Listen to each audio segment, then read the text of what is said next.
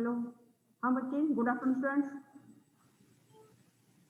Good afternoon ma'am. Good afternoon ma'am. हाँ, good afternoon. अभी थोड़ा सा आईडी मैंने फिर से पता नहीं कैसे पुराना आईडी कैसे चला कैसे आ रहा था पता नहीं चला, फिर उसको एंड करने के बाद ही हुआ। Okay okay, so last class हम डिस्कस कर रहे थे the topic of this laser. Okay, and under laser हमारी छोटा सा टॉपिक कल मैंने बता दिया था, उसको ही थोड़ा सा वेरी शॉर्टली डिस्कस करेंगे। That is the helium neon laser. Okay, so what do you mean by this helium neon laser? Helium neon laser में क्या होता है ये? So this is basically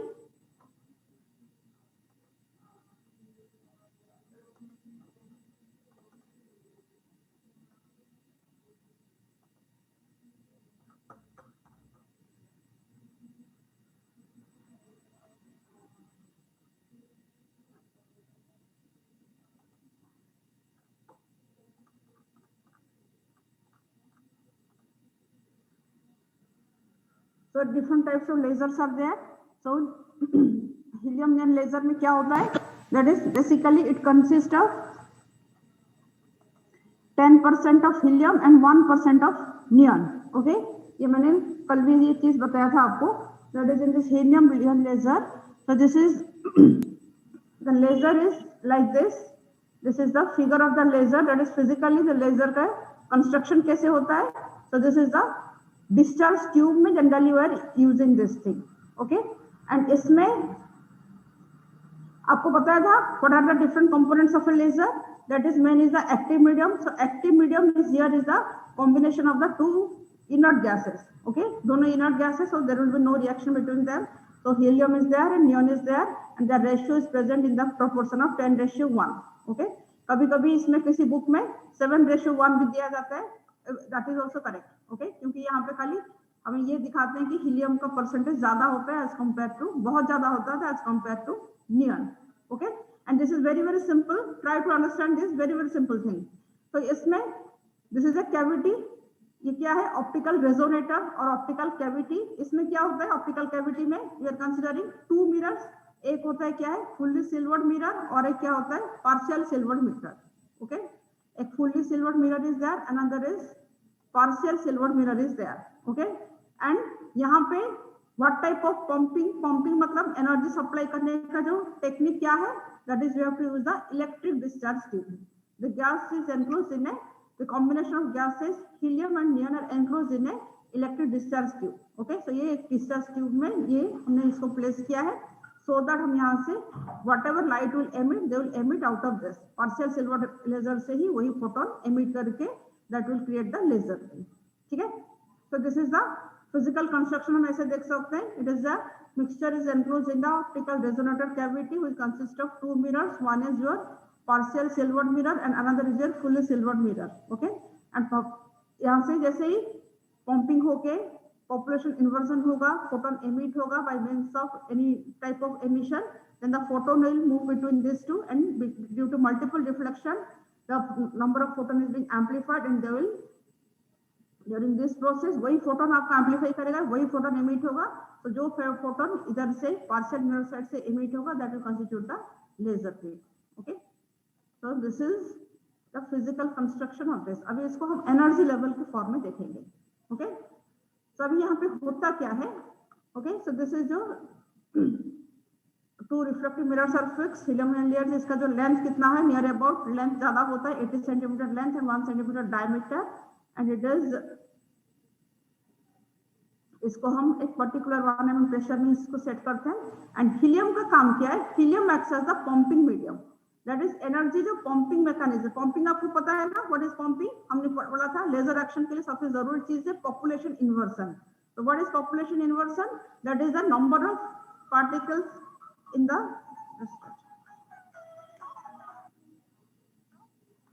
hello हाँ और बजे लो.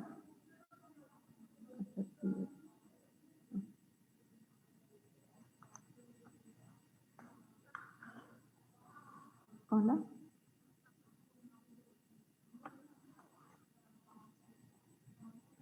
शांति रखी हो.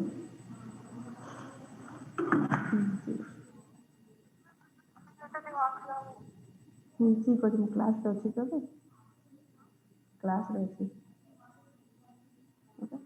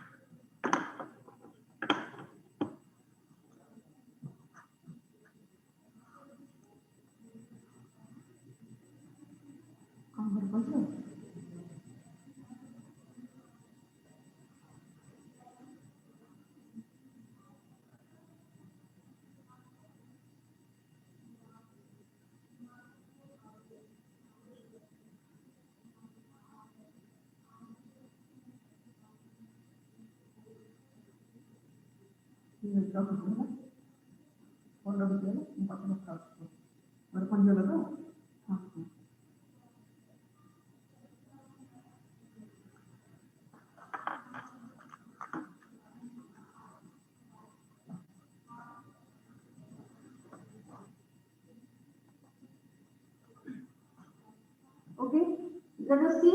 So this is the helium and neon में होता क्या है? Let's try to understand this thing. Helium is the and neon both are now is in the ground state.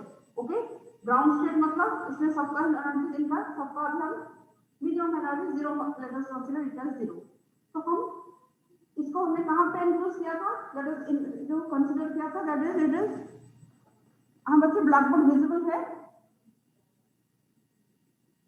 Yes बच्चे black board is visible? Yes, ma'am. हाँ अभी यहाँ पे इसको हमने डिस्चार्ज ट्यूब से कनेक्ट किया था. डिस्चार्ज ट्यूब से क्या करेगा? It is providing A fast moving electron inside this discharge.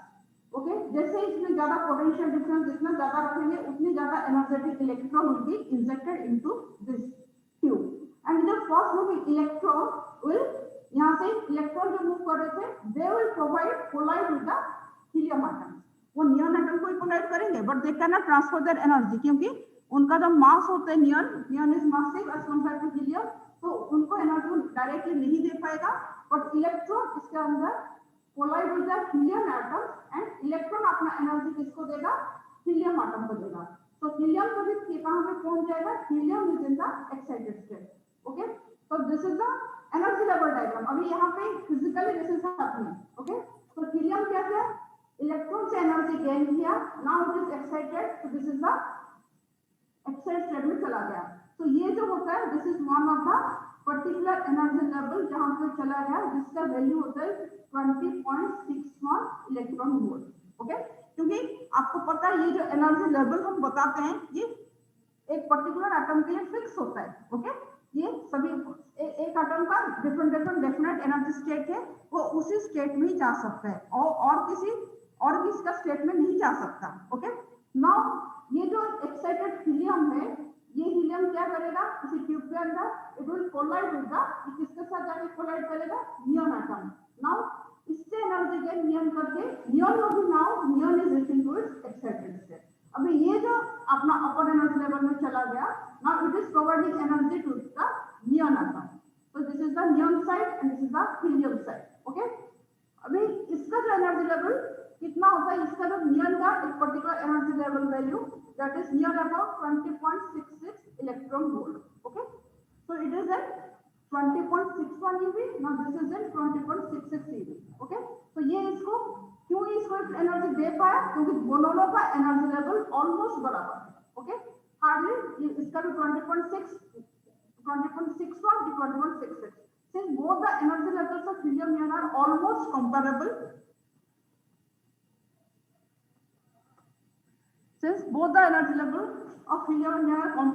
तभी वो इसको ट्रांसफर करके एनर्जी देगा.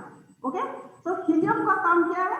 हीलियम का काम is only for pumping, that is pumping action के लिए ही इसका यूज है. तभी हीलियम का प्रोपोर्शन इतना ज्यादा रखा जाता है कि हीलियम को जितना भी हम इसको एनर्जी सप्लाई करें, बहुत इसको एनर्जी सप्लाई करें तो फटाफट कोलिजन नियन के साथ करके नियन फिर अपने एक्साइटेड स्टेट में चला गया। ओके, एंड ये जो है this is the excited state. अभी यहाँ पे this is the highest excited state and इसमें आपको पता है बटा स्टेबल स्टेट नहीं होगा तो यहाँ पे लेजिंग एक्शन नहीं हो पाएगी।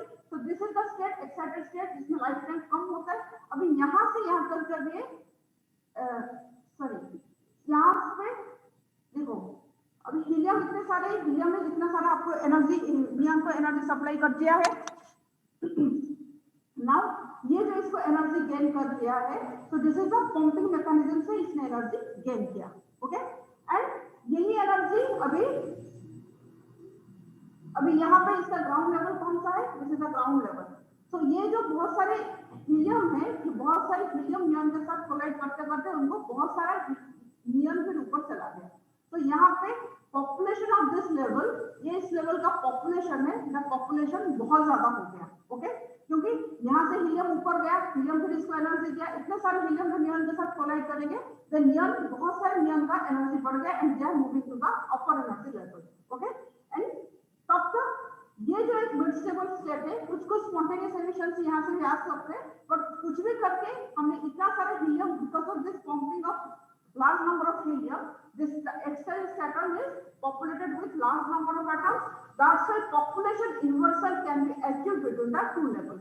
इसको हमने नाम दे दिया E naught, इसको नाम दे दिया because this is E1 and let us name this as E2, let us name this as E3. Okay, so because of this यहाँ पे बहुत सारे neon atom आ गया because of this pumping population inversion is being achieved. Now when this atom population inversion इन दोनों के बीच में अभी बन गया है।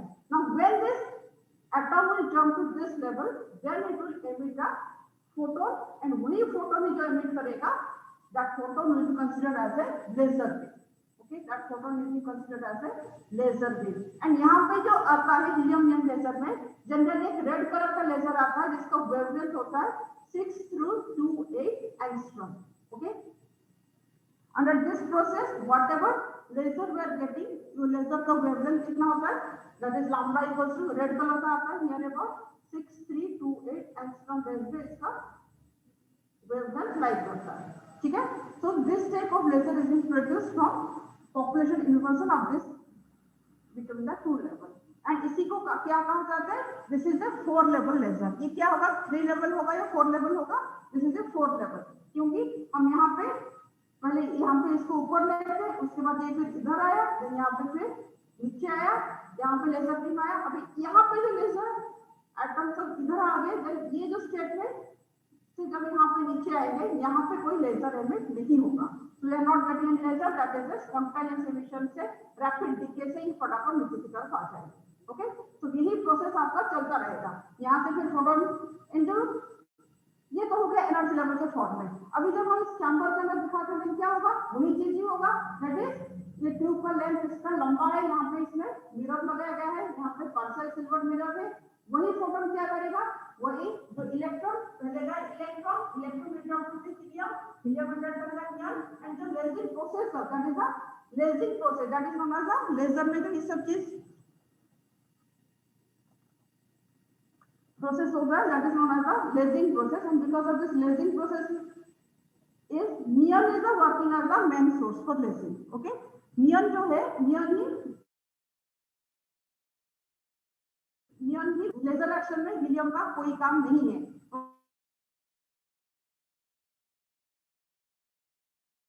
18.43 के आसपास। ओके, ये जो मेटास्टेबल स्टेट ऑफ नियन इसका वैल्यू होता है 18.4 के आसपास होता है। ठीक है, तो इन दोनों के बीच में पॉपुलेशन इन्वर्सन हो गया, सो दैट यहाँ से एटम जब जंप करेगा देन वही फोटोन ही एमिट होके जाएगा। ओके, तो इसी चैम्बर में ही सारे फोटोन एमिट हो रहे थे, स्पॉन्टेनियस एमिशन भी होगा, सिमुलेटेड एमिशन भी होगा एंड जैसे हमें ये प्रोसेस चलता रहता है, that is we have to dominate the stimulated emission over the spontaneous emission because spontaneous emission cannot be ignored, that is spontaneous process and that will continue forever, वो चलता रहेगा। पर अब तक हमें ये प्रोसेस इतना ज्यादा कराना पड़ेगा so that we can consider population inversion between these two levels। ठीक है, so that we can get the laser beam. हाँ बच्चे, कुछ सुना, कुछ समझा या नहीं? बोलो। Yes, ma'am. तो समझ में आया? अभी यहाँ पे थोड़ा सा फिगर देखते हो, ठीक है? अभी यहाँ पे ये तो है जो कंस्ट्रक्शन का फिगर है, दैट इज इसी चैम्बर में they are enclosed, mixture of both the gases helium and neon are enclosed between the this chamber, and यहाँ पे इलेक्ट्रॉन गया अंदर, इलेक्ट्रॉन होने से फोटोन एमिट होगा, photon will move between this two and उसका एम्पलीफाई हो जाएगा, एंड उसके बाद जब भी whenever we are getting this thing, that is एक ही चैम्बर में सारे चीज एनक्लोज होके ही एक निकल रहा है. So all the photon, that is the जो फोटोन एब्जॉर्ब हो रहा है एंड जो फोटोन एमिट हो रहा है, all are in the having the same state of vibration. That's why इसमें जो आता है, जो output of this is whatever photon will emit, they are having a very highly coherent nature. All the photons are coherent to each other. That's why इसका जो output होता है, it is a very highly coherent beam. Coherent का मतलब क्या है? That is all on the same phase, मतलब उनका same direction में they will propagate, so that इसका जो direction होता है वो बिल्कुल sharp होता है. Okay?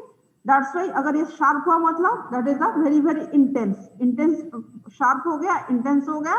So अगर इंटेंस हो गया, शार्प हो गया, कोहेरेंट हो गया, मतलब it should be highly monochromatic. Okay, and यहाँ पे जो आता है, in this case we are getting the continuous laser beam मिलता है. यहाँ पे जो लेजर हमें मिलता है, that is totally continuous beam of laser we are getting, and this is your working में वही चीज जो मैंने बोला वही चीज है, दैट इज इलेक्ट्रिसिटी गया, देन ऐसे कैसे electron will collide with helium atom, excite them to the higher level, energy level होगा, देन उससे ये फिर इसमें ग्रेजुअली कोलिजन से ही सारे चीज जो होता है, एनर्जी ट्रांसफर होता है, कोलिजन होता है. ओके, आपका बुक में जो फिगर गिवन है, that figure is not here. Okay, यहाँ पे देखो, ये एक फिगर भी आपको मिलेगा कहीं पे भी, ठीक है? ये वाला फिगर जो मैंने दिखाया था, अभी जो दिखाया मैंने, ये वाला दिखाया था आपको, ये वाला वैल्यू दैट इज 20.61, एंड यहाँ से ये गया, फिर यहाँ पे ये इस मेटल स्टेबल स्टेट में, इसका मेटल स्टेबल स्टेट में गया, देन यहाँ पे फिर लेजर ट्रांजिशन हुआ.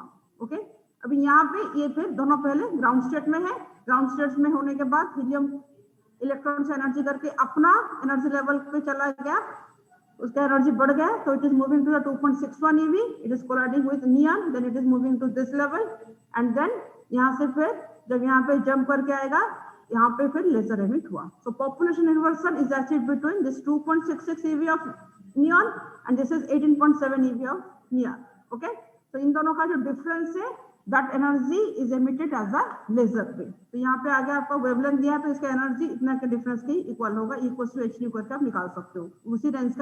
उसी रेंज से हम उसका कलर कह सकते हैं कि इस कलर का लाइट होगा जितना इनका डिफरेंस सेटिस्फाई करेगा. ओके, तभी ये लेजर ट्रांजिशन होता है. It is totally dependent on the different quantum state of the particular atom, और उसी का क्वांटम स्टेट में अगर उतना डिफरेंस में होता है, देन उतने कलर का, दैट इज उतना वेवलेंथ का laser will emit. Okay, so this is the function of your helium and neon laser.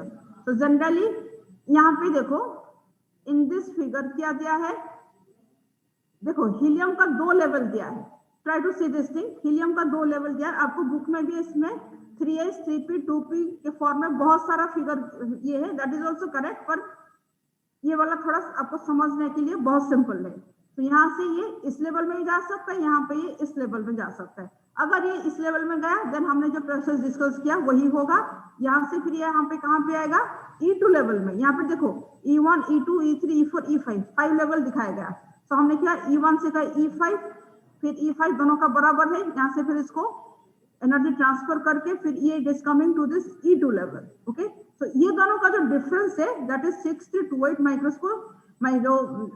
Micrometer में दिखाया, दैट इज इतना 6328 एंगस्ट्रॉम का जो वेवलेंथ यहाँ पे निकल के आ गया. अभी आप बोलो ये सब क्या हो सकता है, ये दोनों जो एरो दिया है ये क्या हो सकता है. तो ये क्या दिखा रहा है, इसके बीच में नियॉन का और एक स्टेट भी होता है E4. Okay, E4. तो ये जो एक्साइटेड स्टेट में चला गया था, यहाँ से फिर E4 में जब आएगा, यहाँ पे भी एमिट होता है. ओके, कितना एमिट हुआ, 3.391. बहुत से बुक में ये एमिशन भी दिखाया है, पर एक्चुअली इसका वैल्यू कितना है, दैट इज योर 3 1000 एंगस्ट्रॉम के रेंज में, ओके। एंड यहाँ पे फिर जब इस E3 लेवल में, E1 से जब E3 लेवल में गया, उसके बाद फिर यहाँ पे it is again coming to the E3 level of this neon, जिनका एनर्जी ऑलमोस्ट बराबर रेंज में है। यहाँ से फिर ये जब E2 में जंप करेगा, देन यहाँ पे भी जो वेवलेंथ निकल के आएगा 1.152। और मैंने आपको ये दोनों चीज नहीं बताया था पहले, अभी मैं यहाँ पे बता रही हूँ, क्योंकि जो भी लेजर एमिट कर रहा है उसका जो वेवलेंथ है in both the cases that is not in the visible range, ठीक है। ये दोनों विजिबल रेंज में नहीं होता। विजिबल रेंज में हमारे कितना होता है 4000 एंगस्ट्रॉम से 7000 एंगस्ट्रॉम।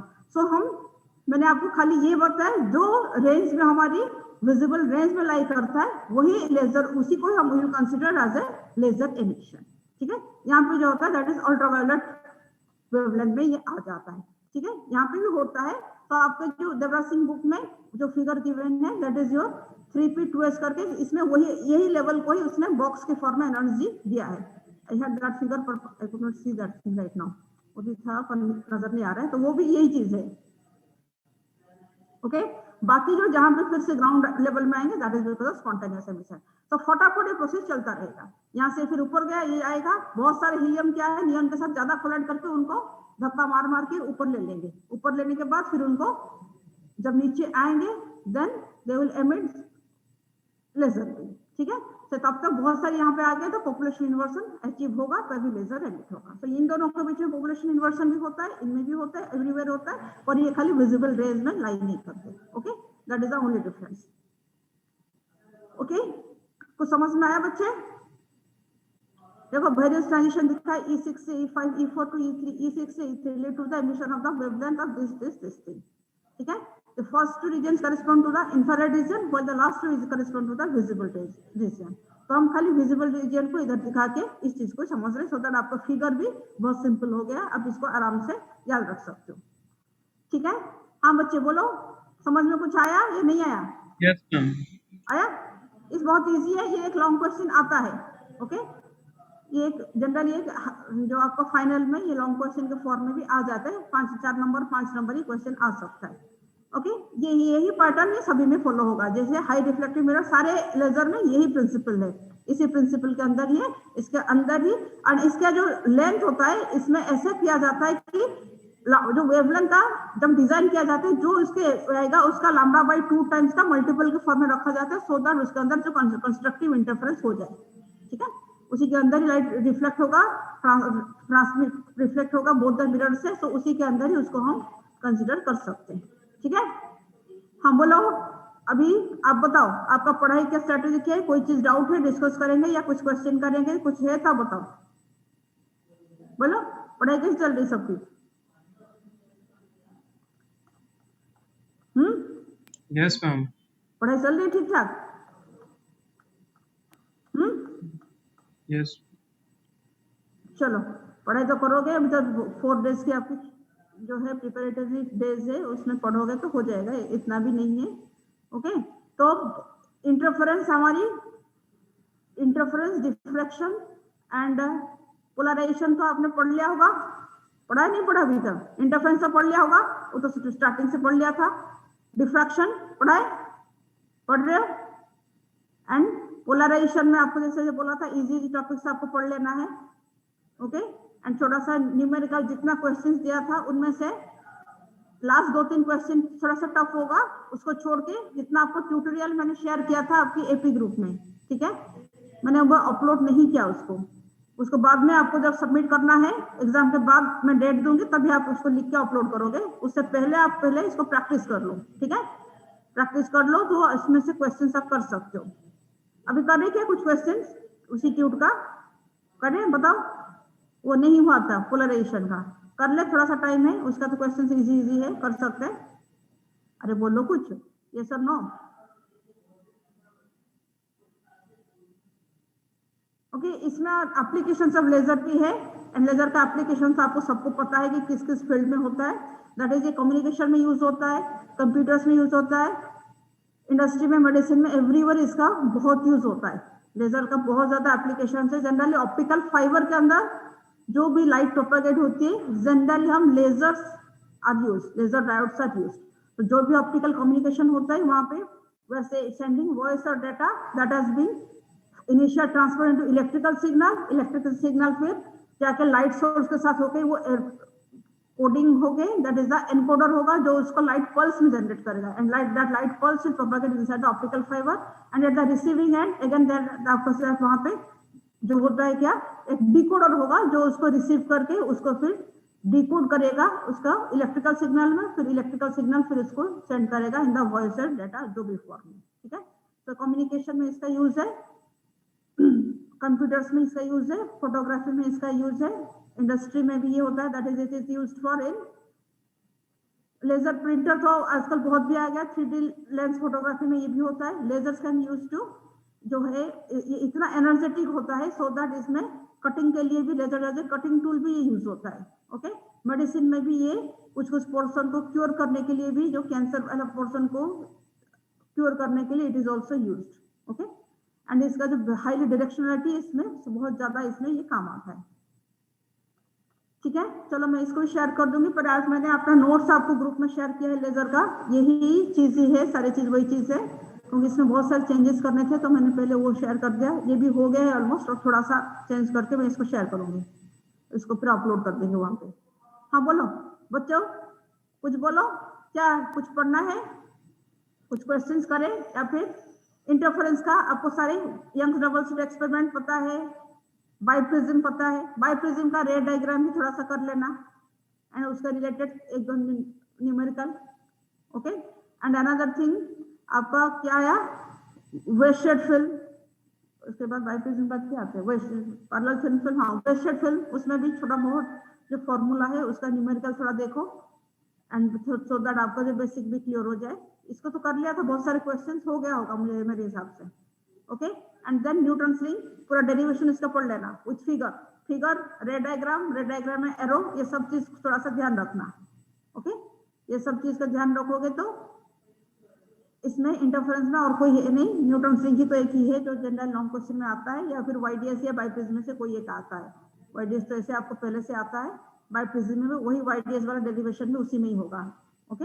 अगर फिजिक्स पूछा है देन वही डेरिवेशन से होगा, ओके। एंड देन डिफ्रैक्शन पढ़ लिया बच्चे, सिंगल स्लिट डिफ्रैक्शन, अरे कुछ तो बोलो, हाँ शोएब बोलो,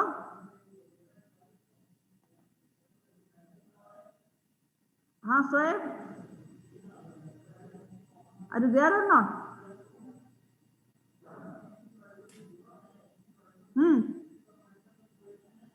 हाँ शिव कुमार राठौर, क्या? यस हाँ मैम। पढ़ लिया सारे टॉपिक, इंटरफेरेंस हाँ डिफ्रैक्शन पढ़ मैम, लिया? बस हाँ वो हो रहा है, कंटिन्यू हो रहा है मैम, ज्यादा नहीं पढ़ा मैम, पर प्राइस साथ ओहो, करी है। हाँ हाँ वेरी गुड। बाकी पोलराइजेशन का भी बेसिक चीज देख लेना, ठीक है। बाकी ऑप्टिकल फाइबर लेजर थोड़ा बहुत जितना आपको पढ़ सकते हो पढ़ो, ऊपर से जितना पढ़ सकते हो उतना पढ़ो, ओके। बाकी जो डिफरेंस वाला पढ़ लेना बच्चे, step index difference, grade index का difference, multi mode single mode का डिफरेंस, यहाँ पे जो स्टिमुलेटेड एमिशन स्पॉन्टेनियस एमिशन का डिफरेंस, ओके, उसको देख लेना आप। एंड जैसे ये स्पॉन्टेनियस स्टिमुलेटेड डिफरेंस क्या है, that is photons are not required, यहाँ पे additional photons are required. Spontaneous के लिए क्या होता है, एडिशन नहीं जरूरत होती, वो ऑब्जर्व करके अपने ऊपर चला जाता है। यहाँ पे क्या है, हमें एक्स्ट्रा फोटॉन ऐड करते हैं, एंड यहाँ पे एक फोटॉन एमिट होता है, यहाँ पे दो फोटॉन एमिट होता है, एंड यहाँ पे जो होता है ये रैंडम होता है, so that is their incoherent. यहाँ पे ये सिंक्रोनाइज वे में आता है, that is their the coherent wave. And यहाँ पे सबसे ज्यादा इंटेंस होता है, यहाँ पे इतना इंटेंस नहीं होता जो ऑर्डिनरी लाइट में। ऑर्डिनरी लाइट में स्पॉन्टेनियस एमिशन का टेक्निक यूज होता है, लेजर में स्टिमुलेटेड एमिशन का टेक्निक यूज होता है, ओके। हाँ बच्चे बोलो, और क्वेश्चन कुछ कर ले, या कोई डाउट है कोई डिस्कस करे, या कोई डाउट ही नहीं है, अरे बोलो कुछ।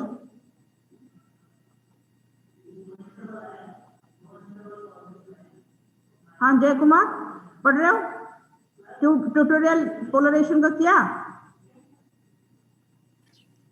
अभी स्टार्ट करा नहीं है मैम, करा है, थोड़ा सा करा बस, थोड़ा सा किया है, ओके। बाकी सबका क्या हाल है?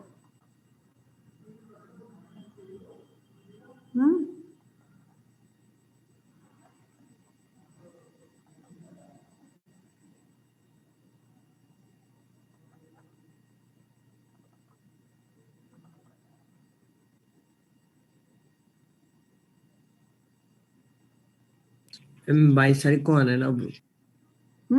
हाँ, वो तो ओके 22 तारीख को ले आया, पर आपको देखो हम जो कंसेंट फॉर्म आपको दिया है ना, वो आप ना फिल करके मुझे पहले मैम सुनो, कंसेंट फॉर्म है ना, आपको मुझे सेंड करना है, उसको स्कैन करके मेरे पास सेंड कर दोगे, ठीक है? समझ में आया? मैम और जो बस का क्या यस मैम। रहेगा? बस का होगा बेटा, अभी तो देखो बस का तो चलेगा ही चलेगा, पर अभी जब तक है देन आपको मैं बताऊंगी बस का कहाँ से कैसे करना मैम है, क्योंकि ओके?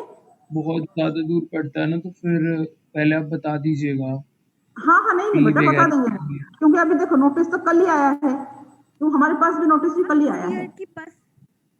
हाँ नहीं बोलो। मैम, जो बाकी नहीं नहीं, वो तो देखो बेटा, अभी बिकॉज अभी बसेस सारी नहीं चल रहे थे ना, तो बसेस का सारे रूट तो कॉलेज में है, कौन से रूट से कैसे आती थी, अभी उसको मैं आपको फाइनली बताऊंगी, ठीक है? कि कहाँ से मैम कब ये कैसे पकड़ना है, उसके लिए थोड़ा टाइम लगेगा, वो आपको एग्जाम्स के अंदर मैं आपको बता दूंगी।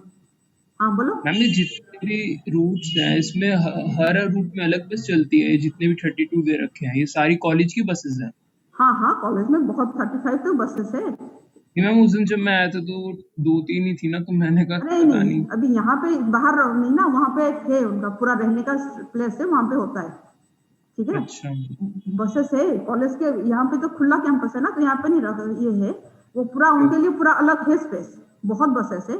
आप जब अभी तो नहीं है, बाकी आप देखोगे किसी भी आपसे सीनियर से पूछो, बसेस तो सारे रूट पे है, ठीक मैम है? और टाइमिंग क्या रहेंगी? पहले तो जैसे मैंने चेक करा था तो पहले तो 8:30 टू 2:30 या 3 o'clock तक होती थी। नहीं, अब 8:30 to 4 चल रहा है टाइम, ठीक है? तो जैसे पहले भी क्लास होती थी 8:30 तक हम पहुंच जाते थे कॉलेज, क्योंकि हम सब भी बस में आते हैं बच्चे, ठीक है?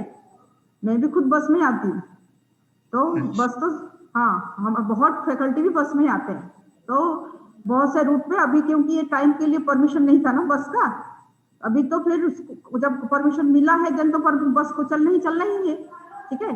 तो वो कहाँ वो से लेना है? परमिशन हमारे नहीं दे रहे ना कि गैदरिंग ज्यादा ना हो। ये हाँ नहीं, वाला उसी का तो गाइडलाइंस के साथ ही वो चलाएंगे ना। मैम जो स्कूल खुले हैं उसमें भी यही कहा है कि जिनकी मर्जी आओ, क्योंकि अटेंडेंस का वहाँ पे भी अभी कोई सीन नहीं है। ये वाली बात है, जो भी आज भी स्कूल खोल दिए हैं सारे, तो उसमें हाँ, भी यही क्या कहा करें बच्चे, है ठीक है? कि जैसे आप अटेंडेंस का टेक्निकल, हाँ कोई अटेंडेंस, सीन नहीं है कि अगर आपको आना है तो आ सकते हो, वरना ऑनलाइन क्लासेस आपकी चलती रहेंगी। हाँ हाँ, नहीं वो तो आपको भी गाइडलाइंस में भेजा गया है, वो नहीं है, पर आपके लिए जो बसेस है ना दे आर अवेलेबल, ठीक है? ओके सो खाली आपका जो रूट कैसे क्या आना है, पर आपको ना कंसेप्ट फॉर्म आप सबको मैंडेटरी मुझे भेजना ही भेजना है, ठीक है?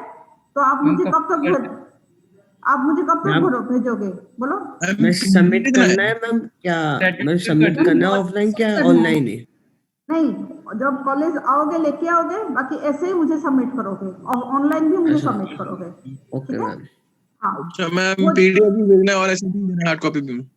हाँ हार्ड कॉपी जब आओगे तो लेके आना है ना, बाकी इसको जो अपना जो जो डिटेल्स भर के सारे साइन वाइन करा के उसको मेरी जो एक मेल आईडी है आपको पास है, उस मेल में आप सेंड कर देना, ठीक है? मैम चार्जेस क्या होंगे बस के? बेटा वो सब तो वो तो हम मुझे नहीं पता अभी, ठीक है? वो तो बस तो ऐसे ही मिलते हैं ना। ट्रांसपोर्ट डिपार्टमेंट बता पाएंगे ना, क्योंकि मैम सारे उस पे चीज जो वेबसाइट पे लिखे तो है, उसमें 25 लिखे हैं, वो और पता नहीं वहां से लिखा है, पीडीएफ डाउनलोड करी थी। 25 अच्छा लिखे कितना? 1000 वो पूरा पूरा एक साल के हिसाब से लिखा होगा ना, हाँ जी तो मैम, अभी अब तो मैम हाफ लेंगे ना, बेसिकली हाफ तो निकली। नहीं नहीं, अभी तो पता नहीं ना, अभी तो सारी चीज पलट गया, तो पहले क्या था क्या नहीं था, अभी तो यस मैम कोई वो तो आप लोग ऑफलाइन जब आके आओगे चेक ना, कर। हाँ हाँ, अभी तो उसका तभी तो बोल रहे हो ना, इतनी सारी चीज है जो नहीं, अभी का तो टाइम तो देखते हैं बेटा, मैं वो सब आपको बता दूंगी, ठीक है? अभी थोड़ा सा क्योंकि कल ही नोटिस आया है, अभी भी हमें भी थोड़ा सा उसके ऊपर ये करना है कि कैसे चलेगी, बसेस का भी है, क्लास का है, देन उस हिसाब से मैं आपको बता दूंगी। अभी आप लोग विदाउट एनी टेंशन आप पढ़ाई करो, क्योंकि अभी 4 दिन आपके लिए बहुत बढ़िया टाइम है, कंटिन्यूस पढ़ लो, फिर आपके लिए नेक्स्ट कमिंग सैटरडे तक आपके पास टाइम है, बस के बारे में ये सब के बारे में टाइमिंग जो भी है मैम वो प्रॉपर मैं एमपी आपको बता दूंगी। की क्लास लेने की कह रहे थे, बना क्या रही बेटा, बोलो? एमपी वाले सिलेबस कंप्लीट नहीं हुआ तो कल क्लास लेने की कह रहे थे। तो आप लेना चाहते हो तो कर लो, अगर आपको सिलेबस में है टॉपिक तो। मैम वो फिर अटेंडेंस नहीं लगाते उन्होंने, जब नेटवर्क इशू था ना तो उस दिन की भी अटेंडेंस मार्क नहीं करी बच्चों की। अच्छा, वो अटेंडेंस लगाते हैं क्लास की भी, फिर एक्स्ट्रा क्लास की भी, ये बात। अरे वो छोड़ा, अटेंडेंस छोड़ के बाकी आपको तो टॉपिक तो चाहिए ना बेटा, समझना चाहिए नहीं चाहिए। देखो जैसे अभी आप, मुझे पता है आप लोग बहुत ध्यान से नहीं सुन रहे हो, पर जितना भी सुना आपके दिमाग में रहा है कि हाँ ऐसा ऐसा कोई कोई चीज है, ठीक है, क्योंकि आप सबको खाली देखो देखो क्लास करना ना करना आपके ये पर्सनली आपकी अंडरस्टैंडिंग है, ये मैं तो नहीं बोलूंगा आपने क्यों किया क्यों नहीं किया, सर ने एक्स्ट्रा क्लास रखा तो वो नहीं बोल रही हूँ, पर नॉलेज के हिसाब से मेरे हिसाब से एमपी भी आपके लिए न्यू सब्जेक्ट है, इतना आपको पता नहीं होगा मुझे लग रहा है। अगर आप लोग चाहते हो तो क्लास कर सकते हो, ठीक है, सो दैट आपका, क्योंकि जो एग्जाम के बाद भी 22 फरवरी से, क्योंकि ये ओनली 7 डेज का एग्जिस्ट करता है, फरवरी ऐसे ही छोटा मंथ है, 20 डेज ही है, बाकी आपका फिर 28 मार्च तक, मतलब लेस देन 1 मंथ टाइम बाकी 2 यूनिट के लिए है। तो अगर आप लोग चाहते हो तो मेरे हिसाब से क्लास कर देना आपके लिए बेहतर है, सो दैट आप टॉपिक कम से कम थोड़ा हो सकते हो, ठीक है। Yes. तो अटेंडेंस का तो है, वो तो कंसीडर तो होता ही होता है, पर आप एक बार सर को कह देना जिस दिन वो नेटवर्क इशू था ना उस दिन की अटेंडेंस मार्क कर दें, क्योंकि वैसे सारी क्लासेस ली है तो बस उसी हाँ दिन हाँ नहीं। हाँ ठीक है, वो तो बता दूंगी मैं, ठीक है, वो तो बता दूंगी, कोई नेटवर्क इशू बीच बीच में हुआ था ही तो पता है सबको, ठीक है। तो आप ऑफलाइन क्लास के लिए खाली माइंड सेट करो और ज्यादा मत सोचो, उसके लिए हम बताएंगे, खाली आप कंसेंट फॉर्म भेज दो अभी, ठीक है, फिर जब आओगे तब आप लेके आना, सो दैट आपका लैब वगैरह भी थोड़ा सा कर सकते हो अच्छे से, ओके। ओके। हाँ थ्योरी तो ऐसे कुछ पोर्शन तो ऑनलाइन से ज्यादा ऑफलाइन में ही बहुत ज्यादा क्लियर हो सकती है, और फिर भी क्या करें, जो भी मजबूरी है और जो टाइम का डिमांड है वो करना पड़ेगा बच्चे, चाहे आपकी और हमारी कोई ये नहीं है। फास्ट बहुत ज्यादा है क्योंकि एग्जाम्स एकदम है, फिर उससे पहले सिलेबस भी हुआ हाँ नहीं है। सिलेबस सबका ही आया, क्यों मैं शुरू से वही बोल रही थी कि भरोसा नहीं यूनिवर्सिटी, अब इस बार तो मैम बट यूनिवर्सिटी को नहीं कह सकते थोड़ा सा क्योंकि इस पहले बार, भी यही होता था ना कि टाइम अच्छा खासा मिलता था, तो आदत वैसे ही रखी है कि हाँ हाँ हाँ भाई नहीं नहीं अब बेटा, वो तो 3-4 मुझे दिन पहले। तुम लोगों को मुझे पता है तुम्हारी स्कूल का आदत अलग थी, बाकी इस बार ऐसे सीन हो गया, क्योंकि जैसे ही बच्चे तुम लोगों को जैसे 12th ही पास करी, एक साल अगर आप सारे बच्चों का ऑल इंडिया में अराउंड द वर्ल्ड भी बोलो, एक साल बच्चों को अगर नहीं निकालेंगे फिर नेक्स्ट ईयर, क्योंकि दोनों तो फर्स्ट ईयर नहीं हो पाएगा ना, हो पाएगा पर कहीं भी चल पाएगा, तो फर्स्ट ईयर को कैसे करके उनको निकालना है, तो ऐसे ही।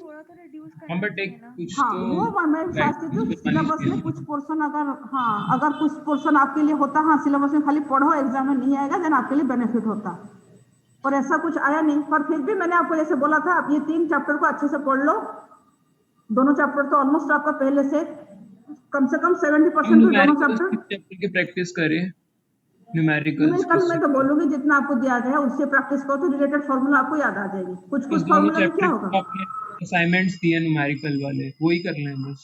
नहीं असाइनमेंट में तो कम है, ट्यूट में किया नहीं था क्या, ट्यूट कॉपी में लिखा है तो आपने समझ के किया है ना, हाँ जी वो मैम, तो वो तो है। हाँ उतना भी कर लोगे फॉर्मूला तो देन हाँ उतना हिसाब से आपको फॉर्मूला तो बहुत सारे हो गए ना, उसका रिलेटेड ही आएगा, या फिर सेम कोई आ सकता है, सिमिलर क्वेश्चन आ सकता है, कोई वैल्यू चेंज हो सकती है, ठीक है। तो बहुत ज्यादा टेंशन मत लो, पढ़ाई अच्छे से करो, जैसे हुआ हुआ, अभी मेहनत करना आपके थैंक हाथ में है, डोंट वरी फॉर रिजल्ट, ठीक है, अच्छे से पढ़ो अच्छे से दो, ओके, बहुत ज्यादा टेंशन लेने की कोई जरूरत नहीं है, ये 3 चैप्टर को पढ़ लेना ओके मैम। मैम आप इंडक्शन संभाल लेना, डिफ्रैक्शन मैम पोलराइजेशन मैम का, आप संभाल लेना, हाँ आप क्या संभाल लेना। मार्क्स क्या बोले, सुना कुछ नहीं, नहीं मैम, वॉइस ब्रेक हो रहा है, मैम कुछ नहीं मैम, कुछ। देखो अभी फिर इसका वॉइस ब्रेक हो गया, सुनाई नहीं देता है, चलो आप